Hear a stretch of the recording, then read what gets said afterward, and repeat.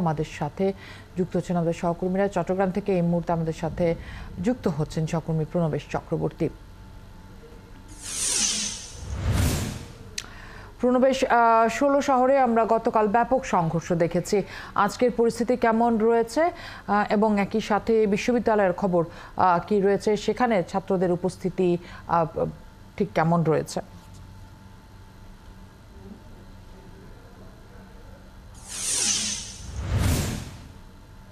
ফারহানা, চট্টগ্রামের আমি আছি ১৬ শহর রেল স্টেশনে। এইখান থেকেই মূলত শাটল ট্রেনের শিক্ষার্থীরা এখান থেকে উঠে শাটলে করে চট্টগ্রাম বিশ্ববিদ্যালয় ক্যাম্পাসে যায়। তবে আজকে আমরা যেটা জানতে পেরেছি, এখনো পর্যন্ত কোনো শাটল ট্রেন চলাচল করেনি। বিশেষ করে চট্টগ্রাম বিশ্ববিদ্যালয়ের প্রক্টরিয়াল বডি তারা রেলওয়ে কর্তৃপক্ষকে অনুরোধ করেছে আজকে যাতে কোনো ধরনের কোনো শাটল ট্রেন শহর থেকে না যাই। তারই পরিপ্রেক্ষিতে আজকে কোনো শাটল সকাল থেকে ছেড়ে যায়নি এবং রাত অবধি এটি চলবে না, এরকম একটি সিদ্ধান্ত রেল কর্তৃপক্ষ আমাদেরকে জানিয়েছে। আমি এখন ১৬ শহর রেল স্টেশনে আছি। এখানেও আমরা দেখতে পাচ্ছি এখানে ছাত্রছাত্রীদের কোনো অবস্থান নেই। আর এখান থেকে ২২ কিলোমিটার দূরে চট্টগ্রাম বিশ্ববিদ্যালয় ক্যাম্পাসের অবস্থান। ক্যাম্পাসের যেটি অবস্থান পরিস্থিতি আমরা যতটুকু জানতে পেরেছি, একটি থমথমে পরিবেশ বিরাজ করছে। বাংলাদেশ ছাত্রলীগের সেখানে চট্টগ্রাম বিশ্ববিদ্যালয় শাখা মিছিল বের করার কথা রয়েছে, তবে এখনো পর্যন্ত কোনো জমায়েত বিশ্ববিদ্যালয় ক্যাম্পাসে পরিলক্ষিত হয়নি। আর ছাত্রছাত্রীরা যেটা বলেছেন, অর্থাৎ বৈষম্য বিরোধী যে শিক্ষার্থীরা রয়েছেন, তারা ৩:৩০টায় এই ১৬ শহর রেল স্টেশনে তারা জমায়েতের ঘোষণা দিয়েছে এবং তারা তাদের পূর্ব ঘোষণা অনুযায়ী, অর্থাৎ সারা দেশে তাদের উপর যে হামলা হয়েছে, হামলার প্রতিবাদ এবং কোটা সংস্কারের এক দফা দাবি, সেই দাবি বাস্তবায়নের জন্য তারা আজকেও এখানে কর্মসূচি রেখেছেন। এই ১৬ শহর রেল স্টেশনে তারা ৩:৩০টায় একত্রিত হয়ে এখান থেকে তারা বিক্ষোভ সমাবেশ এবং তাদের কর্মসূচি চালিয়ে যাবেন বলে তারা ঘোষণা দিয়েছেন।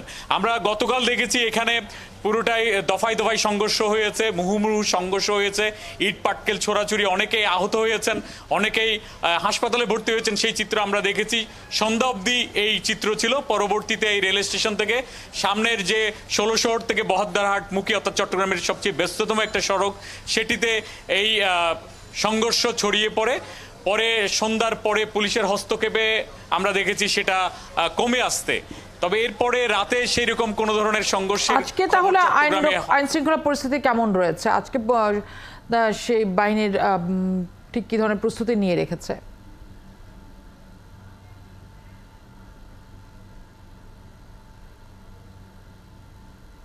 পুলিশের পক্ষ থেকে বলা হয়েছে তারা ক্যাম্পাসের বাইরে তাদের অবস্থান রয়েছে। বিশ্ববিদ্যালয় প্রশাসন যদি মনে করে তাহলে সেক্ষেত্রে প্রশাসনকে সহযোগিতা করার জন্য কিংবা আইন শৃঙ্খলা পরিস্থিতি ঠিক রাখার জন্য তারা হয়তো বিশ্ববিদ্যালয় ক্যাম্পাসে অবস্থান নেবে, এরকম পুলিশের বক্তব্য। আর ১৬ শহরে এখানে সিএমপির পক্ষ থেকে যেটা বলা হয়েছে, যে কোনো ধরনের বিশেষ করে মানুষের ভোগান্তি কিংবা রাস্তাঘাটে যাতে কোনো ধরনের সমস্যা না হয় সেটি দেখভালের বা সেটি নিশ্চয়তার জন্য তারা যেটি করা দরকার সেটি তারা করবেন বলে জানিয়েছেন।